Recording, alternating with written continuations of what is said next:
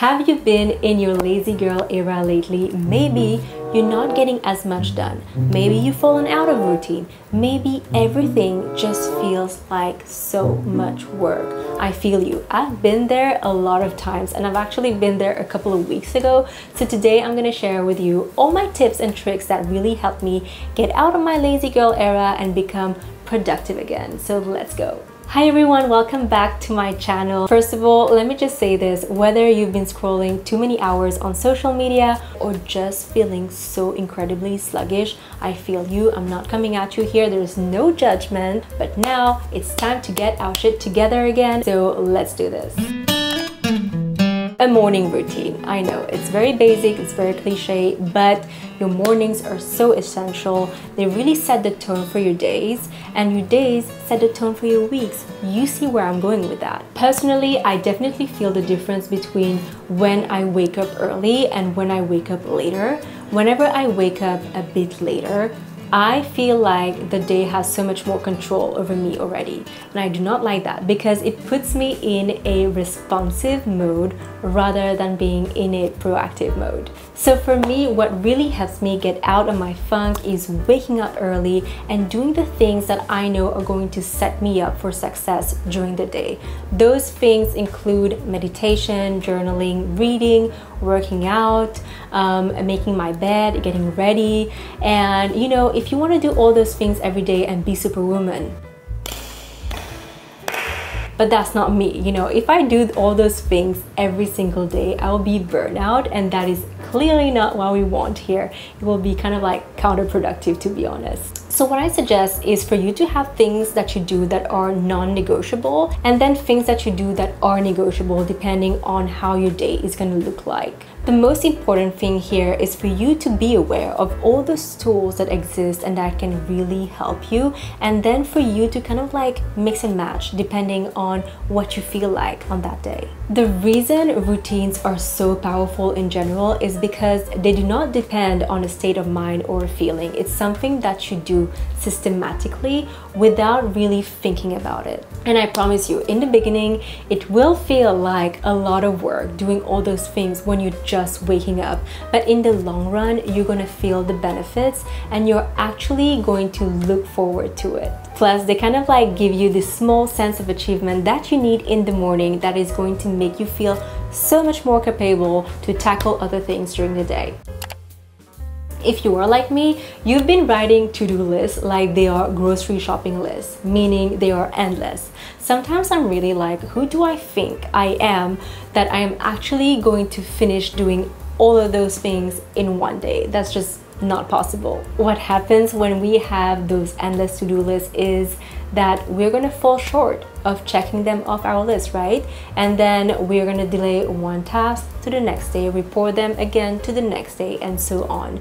And then we're gonna feel like we're so far behind that we might as well abandon. I'm being a bit dramatic, but what actually happened is that we're building those huge expectations of what we think we can do, and then not being able to deliver and fulfill on our intentions is really going to hurt our self-trust and self-confidence, and we don't want to go there. Seriously, this is the red zone. Here's what you're gonna do. If you're trying to get out of your funk, I want you to write only one thing that you're gonna do today, all right, and actually deliver on it.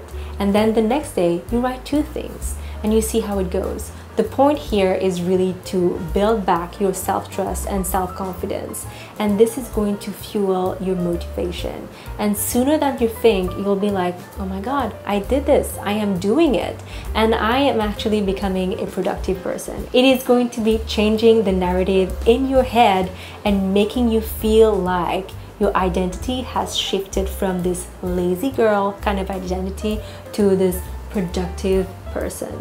Because the point is really just to do 1% better every single day. Do not try to be an overachiever, it's completely useless. What you need to do is just start.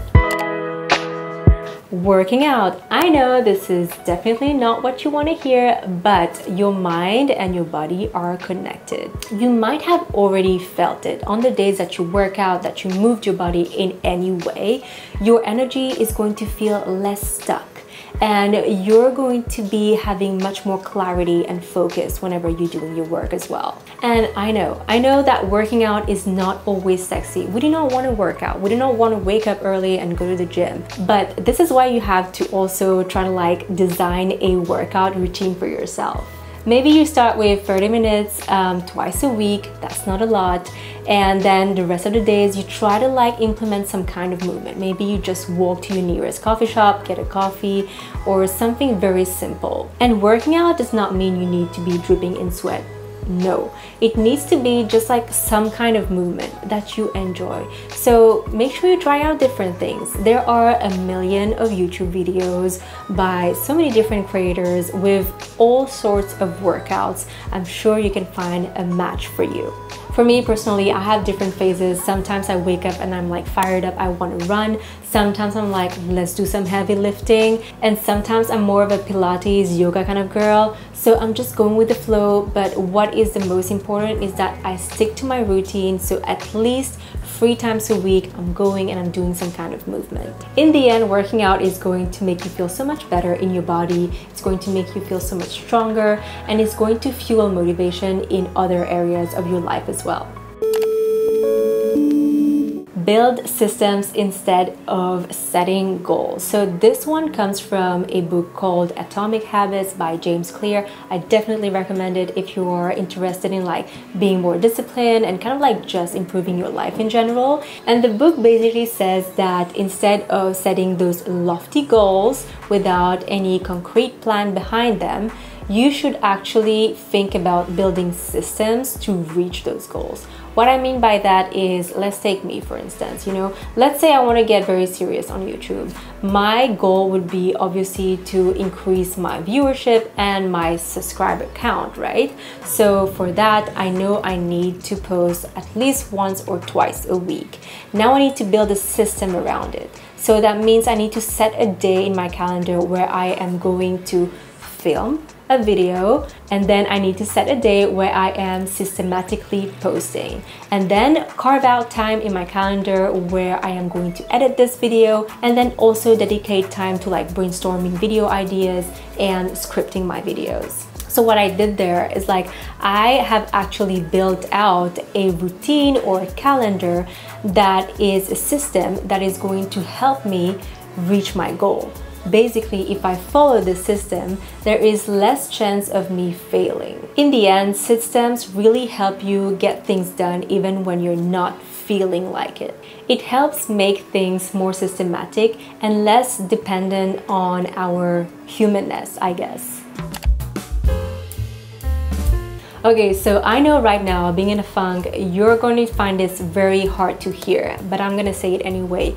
You need to fight the resistance. The truth is, you're never gonna be able to go or be wherever you want to be if you are lazy or if you're just feeling sorry for yourself. You need to fight the resistance and you need to push through, even if it's very, very hard. In the beginning, it's gonna be very hard, but then it's like a muscle. It gets easier with time, and it will be so much easier for you to do the things that are actually going to move the needle for you. It is definitely harder to wake up early rather than stay in bed. It is definitely harder for you to go work out than sit on your couch. It is definitely harder for you to work than scrolling on social media, watching other people live their lives. But one path is going to lead you to the life of your dreams, and one path is going to lead you exactly where you are at right now. So make sure you are fighting the resistance. This does not mean that you need to become an overnight overachiever. No,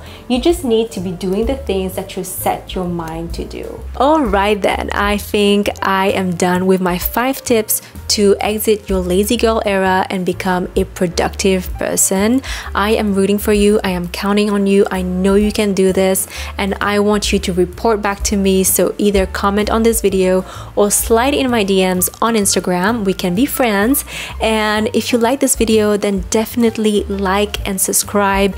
It really, really helps me out. And I will see you very soon for another video.